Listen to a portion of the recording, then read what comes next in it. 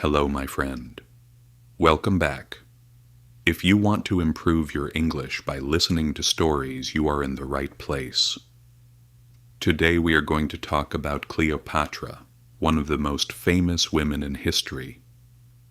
Egypt, the most powerful civilization of the ancient world.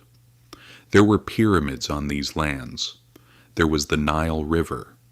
There were gods and pharaohs. These were lands that hosted thousands of years of history. And on the most magnificent page of this history, a woman stood. Her name was Cleopatra. Most people know her wrong. Movies presented her as a mysterious, beautiful woman who charmed men. But the real Cleopatra was much more than that. She spoke 9 languages. She knew mathematics, astronomy, and philosophy. She was the first Ptolemaic ruler to learn the language of the Egyptian people. In other words, she was the first queen who could speak to her own people in their own language. She did not rule with her beauty, but with her intelligence, with her words, her strategies, her courage, and her determination. But at the end of the road, she lost everything. Cleopatra was born in the city of Alexandria. Alexandria was one of the largest cities in the world at that time. It had a huge library. It had a harbor. Merchants came from everywhere. Different languages could be heard on the streets. Different cultures were side by side. Her father, Ptolemy XII, was a weak king. He was in debt to Rome. He needed Rome's support. The people did not love him. The king did whatever the Roman Empire said. Cleopatra grew up in the palace from a young age. She took lessons. She read books. She learned languages. She observed how her father ruled. She also saw her father's mistakes. Cleopatra was 18 years old when her father died, and she sat on the throne of Egypt together with her brother Ptolemy XIII. Her brother was 10 years old. According to Egyptian tradition, brothers and sisters ruled together. In some cases, they even married each other. Cleopatra wanted to hold real power in her hands. She wanted to rule on her own, not with a 10-year-old brother. But she had enemies in the palace. Her brother's advisors were powerful. They saw Cleopatra as dangerous for themselves, because she was smart, because she was determined, because she was strong in the eyes of the people. The pressure on Cleopatra increased. She was removed from the throne and had to flee Egypt. She was 21 years old, and she had lost everything, but she did not give up. She gathered a small army in Syria. She reached the Egyptian border. She was ready to come back. Just then, a piece of news arrived. A man was coming to Egypt from Rome, Julius Caesar, the most powerful general of Rome, the sharpest strategist. In the year 48 BC, Caesar came to Alexandria, following his rival Pompey. Pompey had taken refuge in Egypt, but the Egyptians killed Pompey. Caesar stayed in Alexandria and got involved in the power struggle over the Egyptian throne. The advisors of Ptolemy XIII wanted to win Caesar over to their side, but Cleopatra knew this, and she made a classic move. She secretly slipped into the palace. She came face to face with Caesar, getting past her enemies. 2 people met for the first time. Caesar was 52 years old. Cleopatra was 21 years old. Caesar was one of the most powerful men in the world.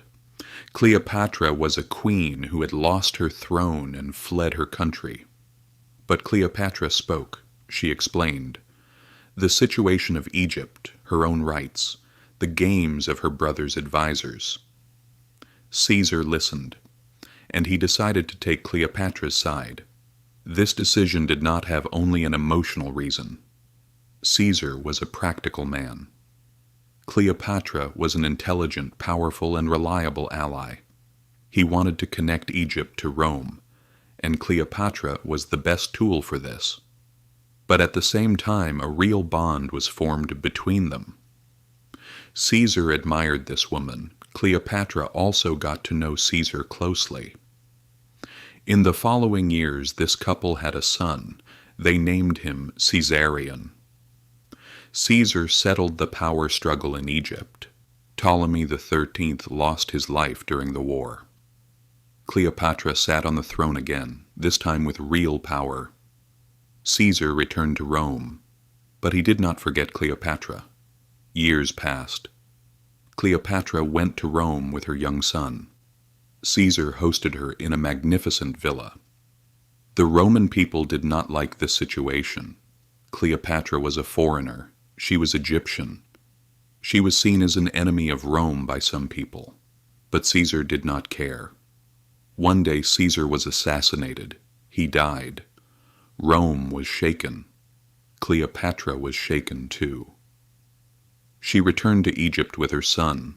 There was no longer a safe place for her in Rome. Her powerful protector was gone. She was a foreign queen there. She returned to the throne. She declared her son co-ruler. She began to wait because she wanted to see what would happen in Rome, and then she met Mark Antony. Mark Antony was Caesar's most loyal general and his heir. After Caesar's death, power in Rome was divided into three: Antony, Octavian, and Lepidus. These three men ruled together, but sharing power never lasted long. Antony controlled the rich lands of the east. This was the region of Anatolia, Syria, and Egypt. And Egypt was very important, both for its wheat and its wealth. Antony called for Cleopatra. He wanted to meet with her. Cleopatra used this invitation very well. She did not send an ordinary ship. She did not wear ordinary clothes. She came on a magnificent gold-covered ship. The smell of flowers reached all the way to the harbor, and Cleopatra was sitting on the deck of the ship. Antony was waiting on the shore. The people of the city had run to the harbor to see this view. Everyone was looking at the ship. Antony was left alone on the shore. Two people met. They talked, they ate, they chatted until morning. Everything about Antony changed after those days. He followed Cleopatra all the way to Egypt.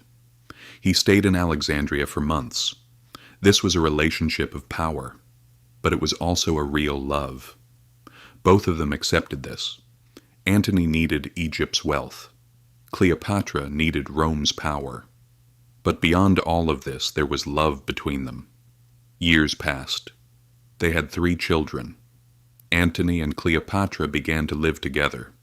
Antony gave Cleopatra large territories: Cyprus, part of Syria, the coasts of Lebanon. These were Roman lands, and Antony was giving them to Cleopatra. In Rome, this news was heard like something crazy. The people were angry. Antony has become a prisoner of Egypt, they said. He fell under a woman's influence, they said. He sold Rome, they said. But Antony did not care. However, in the following years, events happened that would change all of this. Octavian spoke against Antony. He accused Antony of betraying Rome. He presented Antony's loyalty to Cleopatra as serving Rome's enemy. He declared war on Cleopatra. This was a clever move, because it was hard to say to Roman citizens, "We are going to war against our own people." But saying, "We are going to war against a foreign queen, an Egyptian woman," was much more easily accepted. Cleopatra was declared an enemy of Rome, and Antony automatically fell into the position of being this enemy's ally. The west coast of today's Greece, a great naval battle. On one side was the fleet of Antony and Cleopatra. On the other side was the fleet of Octavian. The battle began. Right in the middle of it, Cleopatra's ships pulled back. Why they pulled back is still debated. Was she scared? Was it a strategic decision? Or was there a miscommunication? Nobody knows for certain. But Antony also followed Cleopatra. This was the end of the battle. Octavian won. Antony and Cleopatra returned to Egypt. Octavian was following them. Months passed and Octavian entered Alexandria. Antony tried to fight, but his army abandoned him. The soldiers crossed over to Octavian's side, and in those days a wrong piece of news reached Antony.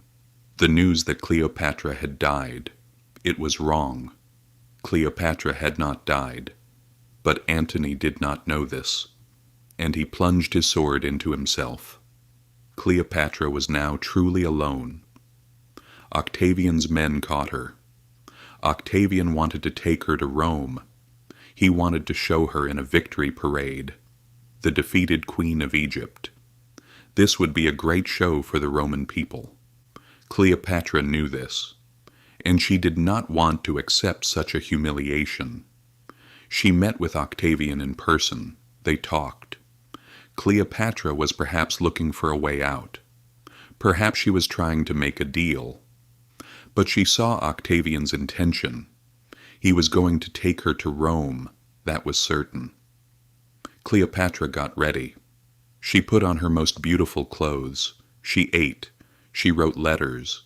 She sent a letter to Octavian. There was only one request inside. She wanted to be buried next to Antony.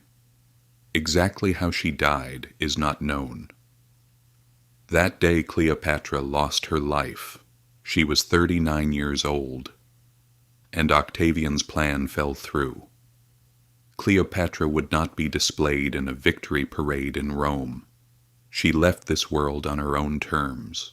With Cleopatra's death, an era came to an end in Egypt. The Ptolemaic dynasty was over. Egypt became a province of the Roman Empire. From the year 30 BC, Egypt was no longer independent. The Ptolemaic rule that had lasted 300 years had come to an end. Octavian later took the name Augustus Caesar and became the first emperor of Rome. Cleopatra's son from Caesar was killed. Cleopatra's 3 children from Antony were taken to Rome. Antony's former wife looked after them.